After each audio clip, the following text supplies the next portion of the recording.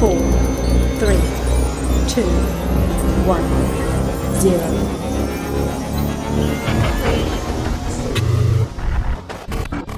Antes de que existieran las palabras, existieron las imágenes, marcas, símbolos, trazos, formas de entender el mundo y de dejar huella. Esto es Artefacto, el espacio donde el arte se diseña y el diseño se siente. Ideas que se miran, se piensan y permanecen. Todo esto en la voz de Alex.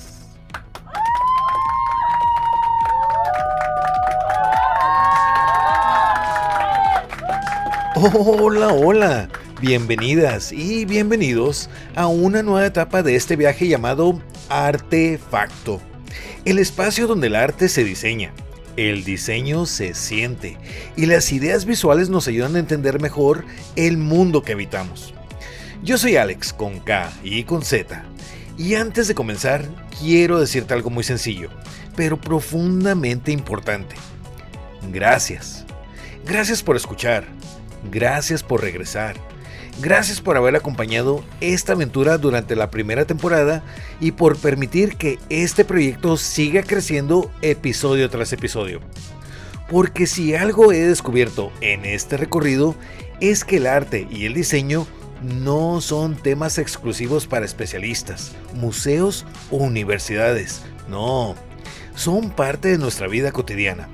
Están en los objetos que usamos, en los lugares que visitamos, en las imágenes que consumimos y en las historias que compartimos. Así que si estuviste aquí desde el primer episodio, gracias por volver a tomar asiento. Y si este es tu primer encuentro con Artefacto, bienvenido. Llegaste justo cuando comienza una nueva temporada. ¿Y qué mejor manera de iniciar este nuevo ciclo que hablando de algo que nos rodea todos los días y que, paradójicamente, muchas veces dejamos de ver? Porque cuando escuchamos la palabra arte, solemos imaginar museos silenciosos, galerías impecables, cuadros protegidos por cristales y visitantes caminando lentamente mientras fingen entender cosas muy profundas. Pero existe otro tipo de arte, un arte que no necesita boletos de entrada, un arte que no pide permiso. Un arte que vive en las calles, en los mercados, en las fiestas patronales, en las cocinas, en las plazas públicas y en los talleres familiares. Un arte que se mezcla con la vida cotidiana hasta el punto de que a veces olvidamos que está ahí. Hoy vamos a hablar del arte popular mexicano y de la cultura visual popular. Y créeme, cuando observamos estos temas desde la perspectiva del diseño gráfico, descubrimos algo fascinante. Gran parte de la identidad visual de México fue diseñada mucho antes de que existiera la profesión del diseñador gráfico. Piénsalo por un momento. México no necesita entrar a un museo para demostrar que posee una de las culturas visuales más poderosas del planeta. La vemos en los mercados, en las fachadas pintadas a mano, en los altares, en los textiles, en los juguetes tradicionales, en los puestos de comida, en los rótulos, en las máscaras, en los carteles y sí, también en los tianguis. La cultura visual mexicana está viva, respira, se transforma y sigue comunicando. Tomemos como ejemplo los alebrijes, esas criaturas fantásticas que parecen haber escapado de un sueño imposible. Seres donde conviven águilas con cuernos, coyotes con alas, serpientes emplumadas, dragones multicolores y toda clase de combinaciones que desafían cualquier lógica biológica. La historia comienza con Pedro Linares en la década de 1930. Durante una enfermedad grave experimentó una serie de visiones donde aparecían estas criaturas pronunciando una palabra extraña y repetitiva: alebrijes. Lo que comenzó como una experiencia profundamente personal, terminó convirtiéndose en uno de los símbolos más reconocibles del imaginario visual mexicano. Pero observemos esto desde el diseño. Cada alebrije posee identidad. Cada uno tiene personalidad. Tiene atributos visuales reconocibles. Tiene una paleta cromática específica. tiene patrones que permiten diferenciarlo de cualquier otro. En términos contemporáneos, podríamos decir que cada alebrije posee su propio sistema de branding. Y aquí surge una pregunta interesante. ¿Cuántas marcas actuales logran transmitir tanta personalidad como una figura artesanal creada por manos mexicanas? Porque mientras muchas identidades visuales modernas luchan por diferenciarse en un océano de tendencias repetidas, los alebrijes llevan décadas siendo inconfundibles. Algo parecido sucede con el papel picado.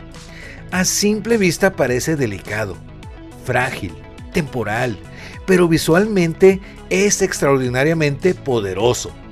Y aquí entra un concepto fundamental del diseño: la relación entre figura y fondo. Lo que se corta es tan importante como lo que permanece. Lo que desaparece es tan relevante como lo que vemos. Las leyes de la Gestalt están presentes en cada pieza. La percepción completa surge precisamente gracias a la ausencia. Y eso es una lección enorme para cualquier diseñador, porque comunicar no siempre consiste en agregar elementos. Muchas veces consiste en saber qué eliminar. En una época donde constantemente agregamos efectos, capas, filtros, animaciones y elementos gráficos, el papel picado nos recuerda que el vacío también comunica, que el espacio negativo también cuenta historias, que menos puede ser más y que una hoja perforada puede generar una experiencia visual más memorable que una pantalla llena de estímulos. La misma riqueza visual aparece en la Talavera poblana. Esos azules profundos, esas composiciones geométricas, esos sistemas ornamentales repetitivos. Detrás de cada pieza existe algo que hoy llamaríamos lenguaje visual consistente. Un sistema de identidad, una estructura reconocible, una coherencia estética. En otras palabras, branding.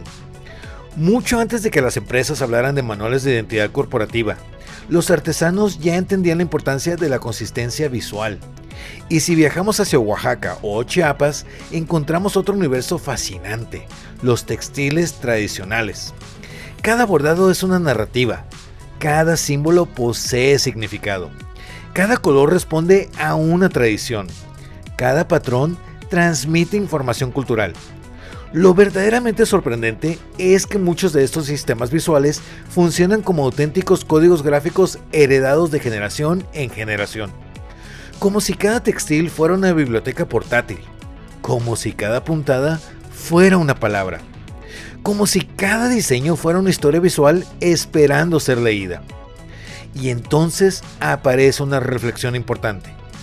¿Por qué muchas veces buscamos inspiración únicamente en tendencias internacionales cuando convivimos diariamente con uno de los repertorios visuales más ricos del mundo? Quizá porque la familiaridad nos vuelve ciegos. Nos acostumbramos tanto a ver estas expresiones que olvidamos observarlas. Y ahí es donde el diseño tiene una responsabilidad enorme: volver visible lo que siempre ha estado frente a nosotros. Lo mismo ocurre con la artesanía mexicana. Los árboles de la vida de Metepec no son simples figuras decorativas, son mapas narrativos tridimensionales, historias completas construidas con barro, relatos donde conviven religión, mitología, tradición y vida cotidiana. Cada rama comunica, cada figura aporta significado, cada composición construye narrativa. Hoy hablaríamos de storytelling visual, pero ellos llevan siglos haciéndolo. Los rebozos de Tenancingo nos enseñan otra lección extraordinaria. Cuando se desplazan, cuando acompañan el movimiento de quien los usa, generan ritmos visuales que parecen animación, patrones que cambian, texturas que evolucionan, colores que se transforman con la luz. Y de pronto comprendemos algo maravilloso. Mucho antes del motion graphics ya existían objetos capaces de generar movimiento visual, solo que estaban hechos de tela. La misma sofisticación aparece en las lacas de Olinalá, en el vidrio soplado de Tlaquepaque, en la cerámica tradicional y en decenas de expresiones artesanales que combinan funcionalidad con identidad. Porque ahí está una de las grandes enseñanzas del arte popular mexicano. La belleza no está peleada con la utilidad, Y el diseño no necesita elegir entre emoción y función. Puede tener ambas. Ahora bien, si existe un territorio donde la cultura visual mexicana alcanza niveles casi míticos, ese es la lucha libre. Porque la lucha libre no es solamente un deporte, es narrativa visual, es teatro, es diseño de personajes, es construcción de identidad, es branding emocional, es storytelling, todo al mismo tiempo. Y aquí aparece una figura fundamental, Salvador Lutteroth, impulsor de la lucha libre mexicana moderna. Pero el verdadero punto de inflexión llegó con las máscaras, porque la máscara transformó al luchador en símbolo, lo convirtió en mito, lo convirtió en personaje, lo convirtió en marca. Piensa en el Santo, una máscara plateada, nada más, y sin embargo, una de las identidades visuales más poderosas de la historia mexicana. Simple, reconocible, memorable, eterna. Exactamente las mismas cualidades que busca cualquier diseñador cuando desarrolla una marca. Lo mismo ocurre con Blue Demon, con 1000 máscaras, con tantos personajes cuya identidad visual trascendió el ring para llegar al cine, la televisión, los cómics y la cultura popular. La máscara se convirtió en logotipo, el vestuario en sistema gráfico, la entrada musical en experiencia de marca y el personaje en narrativa visual. Todo diseñador debería estudiar lucha libre al menos una vez en su vida. No por las llaves o las acrobacias, no, sino por la construcción magistral de identidad. Y si la lucha libre es identidad, los carteles son comunicación directa. Los carteles de lucha libre de ferias populares y del cine mexicano son auténticos tesoros gráficos. Tipografías enormes, colores vibrantes, jerarquías visuales agresivas, composición inmediata. Ningún elemento sobra. Todo está diseñado para capturar la atención en segundos. Y eso sigue siendo exactamente el desafío del diseño actual. Solo que ahora competimos contra algoritmos y pantallas. En aquellos años competían contra la velocidad de la calle. Artistas como Ernesto García Cabral entendieron perfectamente esta lógica. Sus ilustraciones mezclaban elegancia, caricatura, dinamismo y narrativa visual con una maestría impresionante. Muchas de las decisiones visuales que hoy consideramos modernas ya estaban presentes en sus composiciones. Y luego están los rotulistas, esos héroes silenciosos de la comunicación visual mexicana. Artistas autodidactas que con una brocha y algunos botes de pintura desarrollaron alfabetos únicos, tipografías imposibles, estilos propios, soluciones gráficas nacidas de la experiencia y no de un software. Durante años fueron considerados simples pintores de letreros. Hoy entendemos que también son diseñadores con otra formación, con otra metodología, con otro contexto, pero diseñadores al fin y al cabo. Y si hablamos de imágenes que trascendieron generaciones, tenemos que mencionar a José Guadalupe Posada, porque pocas imágenes han logrado algo tan extraordinario como la Catrina. Lo que comenzó como crítica social terminó convirtiéndose en uno de los símbolos visuales más reconocidos de México. Eso es diseño poderoso. Crear una imagen capaz de sobrevivir a su contexto original y seguir comunicando más de un siglo después. Y aquí es donde todo comienza a conectarse. Los alebrijes, los textiles, la talavera, la lucha libre, los carteles, los rótulos, Posada, las artesanías, no son expresiones aisladas. Forman parte de una misma conversación visual. Una conversación que habla de identidad, de memoria, de comunidad, de creatividad. Y quizá la mayor enseñanza de este episodio sea precisamente esa. La cultura visual no pertenece únicamente a los museos. También vive en las calles, en los mercados, en los talleres, en las manos de quienes crean y en los ojos de quienes aprenden a observar. Y antes de despedirme, quiero hacerte una invitación especial. La próxima vez que veas un rótulo pintado a mano, un cartel desgastado por el sol, un alebrije, una máscara de luchador o una pieza artesanal en algún mercado, detente un momento. Obsérvala. Pregúntate qué historia está contando, qué emociones transmite, qué decisiones visuales la hacen funcionar. Porque tal vez descubras que el diseño más extraordinario no siempre está en una pantalla.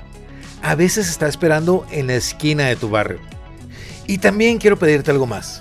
Apoyemos a nuestros artesanos. Apoyemos a quienes mantienen vivas estas tradiciones. Porque cada pieza hecha a mano representa décadas, a veces siglos, de conocimiento acumulado. No compramos solamente un objeto, compramos historia, compramos identidad, compramos memoria cultural. Y con eso llegamos al final de nuestro primer episodio de esta segunda temporada. Gracias por seguir construyendo esta comunidad que observa el mundo con curiosidad y creatividad. Porque Artefacto no existe únicamente por quien habla frente al micrófono, no. Existe también por quienes están del otro lado escuchando. Yo soy Alex con K y con Z. Y esto fue Artefacto. Nos escuchamos muy pronto para seguir explorando cómo el arte inspira el diseño y cómo el diseño puede convertirse en arte. Hasta entonces, recuerda esto. No todo diseño necesita ser perfecto para ser memorable. A veces basta con que sea auténtico. Porque cuando una imagen nace desde la identidad, la honestidad y la pasión, encuentra una forma de quedarse para siempre en la memoria de quien la observa. Gracias por acompañarme en este inicio de temporada. Y esto apenas comienza. Adiós.